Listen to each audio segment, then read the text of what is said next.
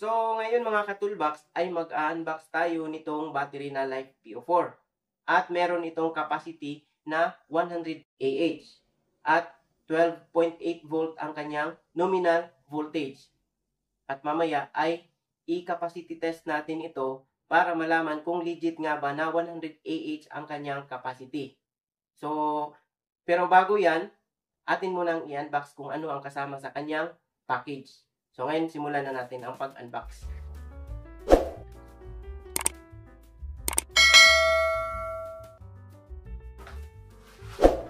Ito pala, nakalagay ganito pala dapat.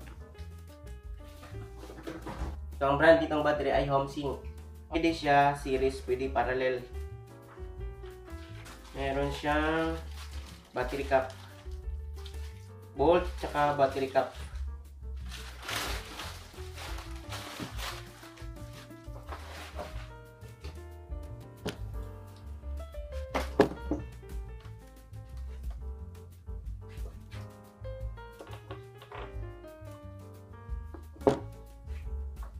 So 13.3.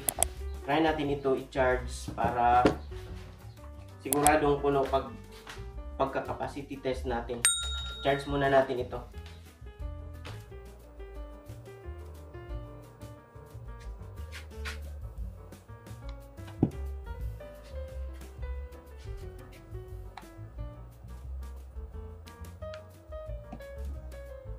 The next day. So ngayon ay tapos na ang pag-charge natin itong battery. So kung makikita ninyo, so nandyan na sa 14.6 volt at wala nang current na pinapasok. So yan, 0 amps tsaka 14.6 volt. Try natin na i-check sa ating tester. So 14.6 na. Ngayon, ang susunod natin gawin dito ay mag-capacity test na tayo.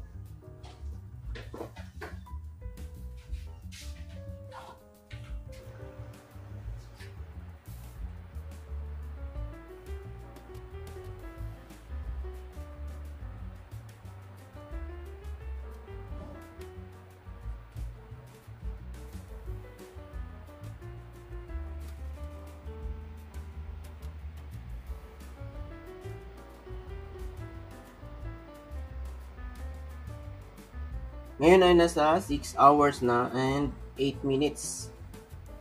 So, ang nakukuha niyang ampere hours ay 55.54 Ah.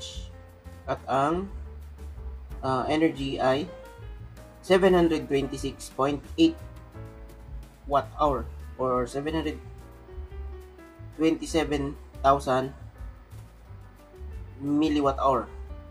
So ngayon, binalikan natin ang ating battery capacity testing at meron na tayong nakukuha na 926 watt hours at saka 709 or 70.9 Ah na battery capacity test. So mamaya-maya siguro mauubos na itong laman ng battery kasi nasa 12.9 volt na siya ngayon. So sa voltage level na ganyan, mabilis na siyang bababa yung mga lithium iron phosphate na battery. So, babalikan natin ito mamaya at i-check natin kung tapos na ba. 2,000 years later.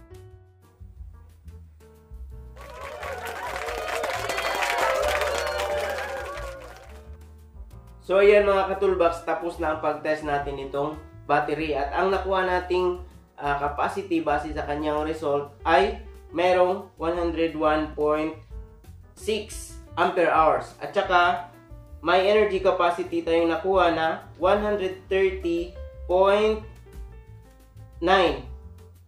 watt hour. So medyo lagpas siya ng konti. So maganda pala itong battery na ito dahil nakuha niya ang kanyang capacity base sa ating test.